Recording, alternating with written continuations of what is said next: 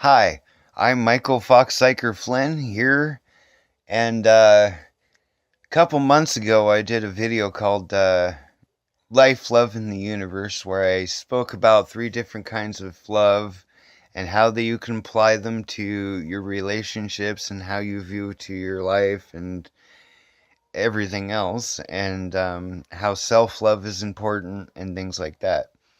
But and I wanted to continue on, honestly, a lot sooner, and I don't know why I didn't, other than I didn't know how to deliver it.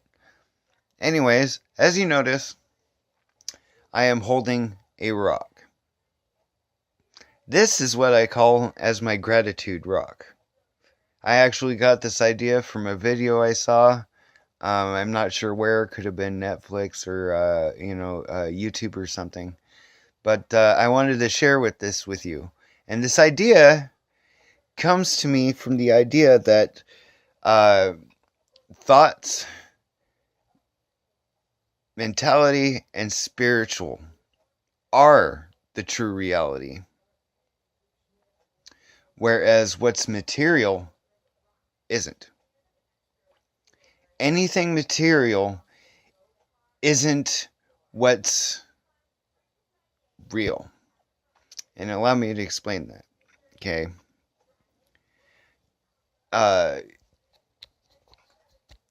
Say you got up in the morning and stubbed your foot, and you thought to yourself, boy, this is gonna be one heck of a day.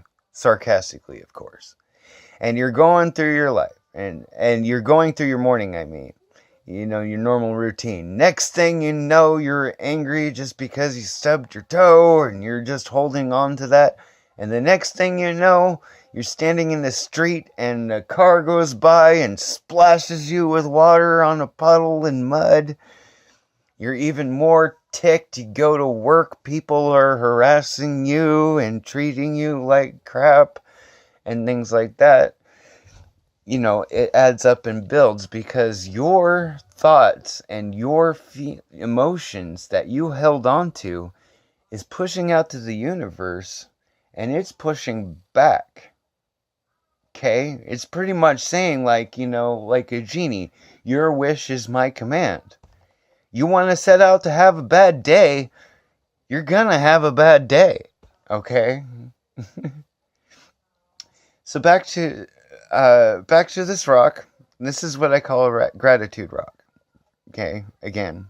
Okay, and the idea and principle of this is to every morning or before you go to bed, even take this rock into your hand. Maybe look at it or grasp it in your hand, and just keep on thinking about what you are grateful for.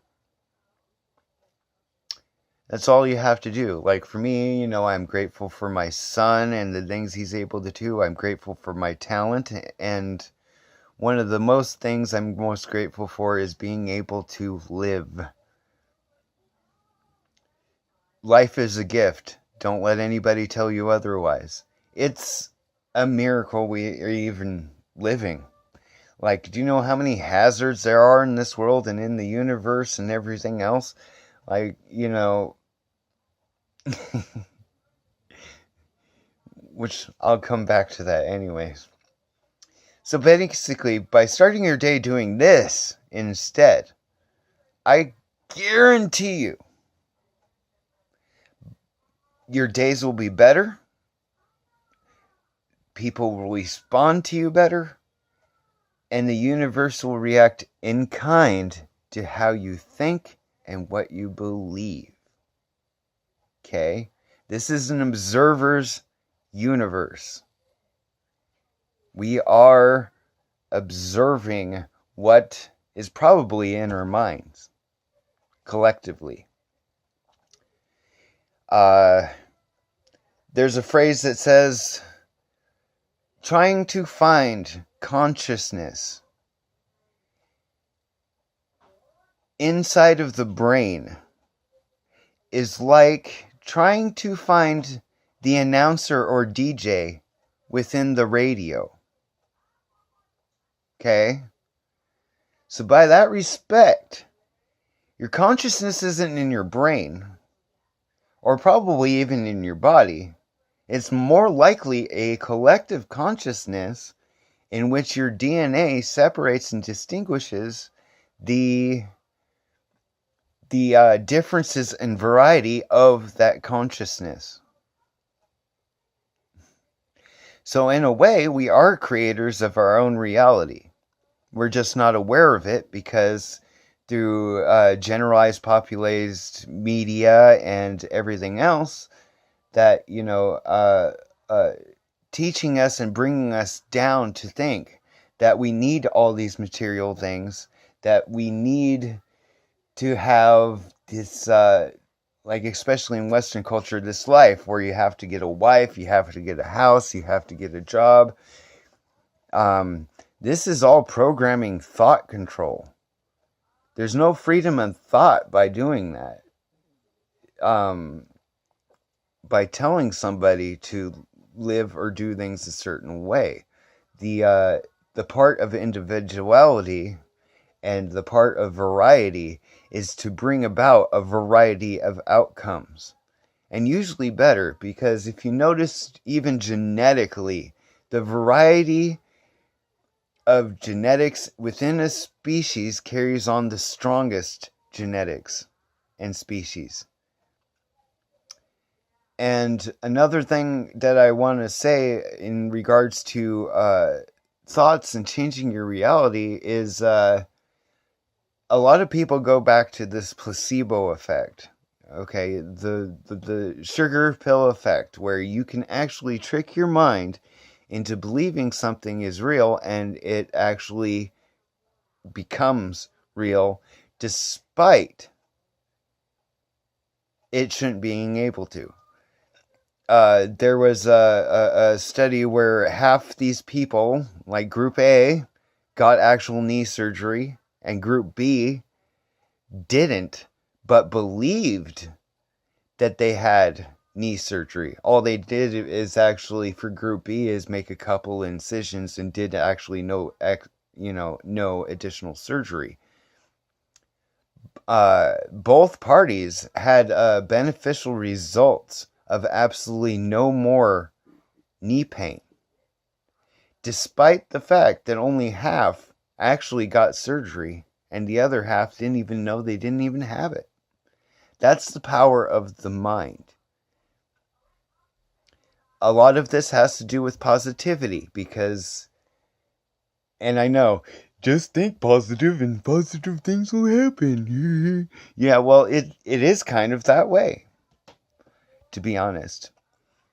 It's hard to beat up a guy who's smiling and having a good time, isn't it? It's hard to be mad at such a person who's smiling and having a good time. Unless if they're doing something that you find is, wrong. But that's kind of what I'm trying to get at, guys. It's our differences that make the collective a whole. If we were all the same, it wouldn't be the same. We probably wouldn't progress. Like, if Disney bought out every single entertainment industry out there and they were the only ones making movies, the movies would actually progress worse. They would be worse movies. And the reason being is because competition is what brings about better movies. For that example, the difference of ideas. Because we all do have unique ideas, and that's kind of the point. So basically, what you want to do is project that the things that make you happy. Like, if you're having a bad day, pop in a comedy. Listen to some awesome music. Not music that fuels the emotion you're feeling, and be very mindful of what you're listening to. All input, no matter it's visual or auditory, is stored in your brain and processed without you even knowing it. Okay? If you're constantly in a position where you're constantly inputting music that is negative, don't be surprised if your attitude and the actions towards things are negative. Okay?